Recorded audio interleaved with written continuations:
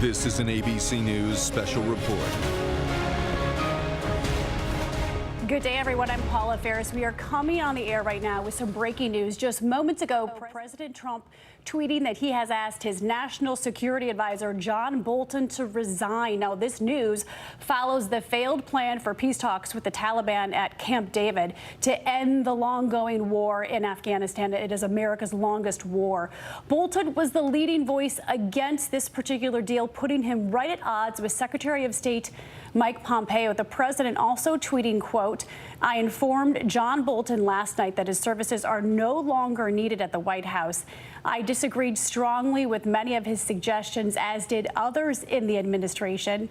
Now, a White House briefing was scheduled for later today involving Bolton, Secretary Pompeo, and Treasury Secretary Steve Mnuchin. This was the Trump administration's third national security advisor, and the president thanking Bolton for his service, saying that he will be naming a new national security advisor next week. We want to get right to ABC's senior national correspondent, Terry Moran, who is in D.C. for us right now. Terry, did this come out of nowhere? Well, no, this has long been a tension, as you noted, between President Trump, who came to power telling his voters, telling the United States that he wanted to end these long, long wars, and John Bolton, for his generation, the hero of the hawks and conservatives and neoconservatives who advocated a very aggressive projection of American military power around the world. They were at odds from the beginning, but the timing is a surprise, certainly. And John Bolton already responding on Twitter to the president's statement there. President Trump saying he asked for John Bolton's resignation. Bolton has just tweeted, "I offered to resign last night." And President Trump said, quote, "Let's talk about it tomorrow." So the usual drama in the Trump administration. But this is a major shakeup, no question about it. We are told that from people close to Ambassador Bolton, he was the UN ambassador, that he is proud that no bad deals, quote unquote, no bad deals were made while he was national security advisor. A sign there that he opposed President Trump's effort to make a deal with the Taliban, one that President Trump wanted to do and culminate at Camp David until he canceled that earlier this week. So this is no doubt a major shakeup in the Trump White House, and one that now opens the door for a different direction in that revolving door at the National Security Council. Yeah, definitely a rocky relationship, Terry. And again, the third national security advisor. He's preceded by H.R. McMaster as well as Mike Flynn. I want to bring in ABC's chief global affairs correspondent, Martha RADDATZ. And Martha, Terry just touched on it. The timing of this is very precarious because President Trump has sent a diplomatic opening with both Iran and North Korea, and now he fires his national security advisor. Exactly, and President Trump knew all along where John Bolton stood on a lot of these international issues. He is a hardliner. John Bolton was at odds with him over Iran, over China, over North Korea. And North Korea, we just had once again last night a test fire of short-range missiles. That's been at least 8 rounds of test-fired missiles since July, when President Trump, in what amounted to little more than a photo op, met Kim Jong-un on the demilitarized zone that divides North and South Korea. But I think the big question now is who comes next. Does President Trump want someone who strictly agrees with him, or will he get some sort of differing opinion?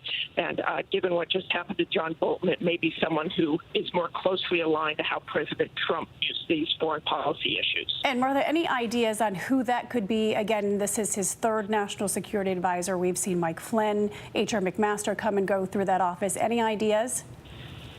No ideas at this point. But again, I think President Trump is clearly looking for someone who thinks in the same way he does. John Bolton was very much hardline, don't just trust, verify, was constantly pushing the president on these issues and butting heads. So my prediction is it will be someone a little more in line with the president's thinking. Someone aligned with the president. Martha, thank you. KYRA PHILLIPS also in D.C. for us. And KYRA, you're at the White House. What are sources telling you about how this all went down?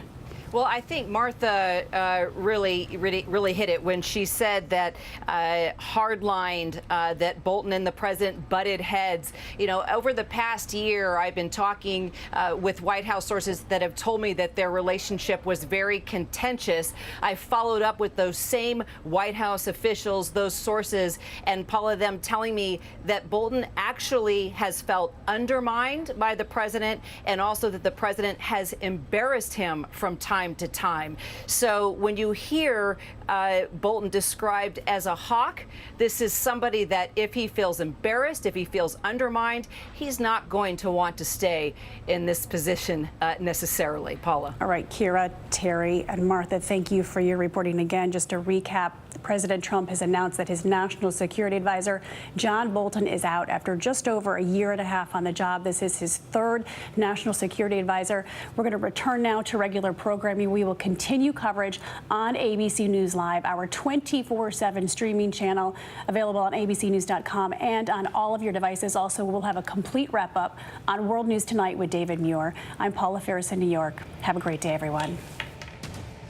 All right, guys, and we continue coverage. Breaking news, you just heard Paula say there that President Trump has fired the National Security Advisor, John Bolton. He has officially resigned. He's the third to hold this position. And in a tweet just earlier, the president wrote, "I informed John Bolton last night that his services are no longer needed at the White House. I disagreed strongly with many of his suggestions, as did others in the administration. And therefore, I asked John for his resignation," which was given to me this morning. I thank John very much for his service. I will be naming a new national security advisor next week. And John Bolton also responded to that tweet, him saying, "I offered to resign last night, and President Trump said, let's talk about it tomorrow." So I want to bring in ABC's senior national correspondent, Terry Moran. Terry, good to see you. If you can just break down, obviously the timing of this is a bit of a surprise. Well, this was a long time coming, but there's no doubt that it comes as a surprise. It apparently came as a surprise to John Bolton. President Trump saying he asked for Bolton's resignation. Bolton saying that he offered it last night, and Trump said, we'll talk about it in the morning. It looks like he learned that he was out of the White House through the tweet. And that is typical of the drama of this administration. But more substantively, this is a major shakeup for the Trump team and the Trump national security vision. John Bolton came into that office, that very important national security advisor office, as one of the leading hawks in the country, a hero to conservatives and neoconservatives. He often argued for an aggressive projection of American military power around the world. He was one of the prime backers of the Iraq War long before 9/11 even. And recently he's been very hawkish on Iran. Confronting Iran over its ambitions and nuclear ambitions in the Middle East. But he never got along with President Trump, who came into office, ran on ending these endless wars. And in fact, it has been said that one of the instructions he gave to his original national security team at the start of his administration, no more wars. So these two men were at odds from the beginning, and it looks like it didn't end well. Yeah, so Terry, can you just talk a little bit about this meeting that was supposed to happen? Bolton was actually against the idea of meeting with the Taliban and withdrawing U.S. forces, and that put him at odds with Pompeo. Exactly. I think that is the trigger here, Kimberly. So the president has made no secret that he wants to do a deal with the Taliban to get the U.S. out of Afghanistan. Now, American national security experts and people in the Pentagon as well don't want to withdraw hastily. But the president saw the opportunity to close that deal in a theatrical and spectacular way with peace talks at Camp David.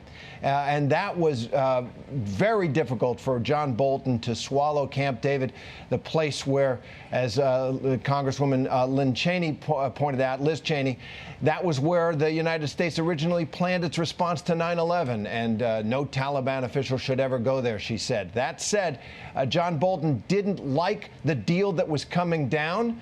The president determined to end the war in Afghanistan as far as America is concerned. That those two are at loggerheads, and it looks like the breaking point came when the president disclosed he wanted that secret peace talks deal done at Camp David itself. And it looks like that is one of the final straws that broke the camel's back here. And John Bolton is out in part because of that. All right, I want to bring in ABC's John Karl, who's on the phone with us. John, I just want to ask you, you've been covering President Trump for this entire administration. What does it mean to have the third national security advisor leave the White House?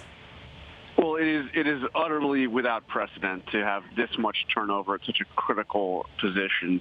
3 national security advisors in not a little over 2.5 years. It's really an incredible symbol of the kind of the rapid change and lack of stability you have seen at the White House senior staff. Such an important job. But I got to tell you, Bolton has been at odds with the president for a long time. This was a rough position from the beginning. Bolton had been cut out of the loop on many significant major initiatives of the president's. Perhaps most significantly, the overture to North Korea. Bolton, if you remember when the president made his dramatic step at the DMZ over onto the North Korean side of the border, where was John Bolton? This is a major meeting of the president and the leader of North Korea. John Bolton was actually in Mongolia at the time. He didn't even go along with the president. So he was at odds with him on that. Obviously, as you've just talked to Terry, he was at odds with the whole approach to Afghanistan, not just the negotiating with the Taliban, but also troop levels. He was somebody who found himself frequently on the outside in some of the major initiatives that this president has done in terms of national security and foreign policy. And John, before we let you go, what does it mean when you can't disagree with the president? Well, I mean, there is. I think that this is a president who actually, perhaps to his credit, does have people around him who disagree with him. Some of his major policy initiatives. Bolton was exhibit 1 on this. But the president also needs to have somebody around him who believes in what he is doing. And when you have a national security advisor who truly in his deepest convictions does not believe in the president's most important foreign policy initiatives, that's a problem. All right, John Karl right there on the phone with us. And Terry, who do we think... Oh, Terry is gone as well. So, guys, you've been watching ABC News Live. If you're joining us right now, right before we go, the breaking news was that President Trump has fired the National Security Advisor, John Bolton. He has officially resigned. So, ABC News Live, thank you for joining us.